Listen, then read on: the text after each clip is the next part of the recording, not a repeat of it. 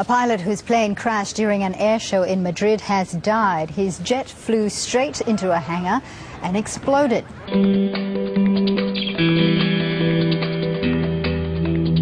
The 34-year-old was flying a vintage 1950s aircraft when it dived into a hangar and exploded.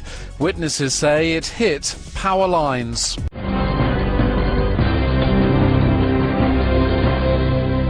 About 3,000 people gathered at an airfield to watch the show. One of them captured the crash on video.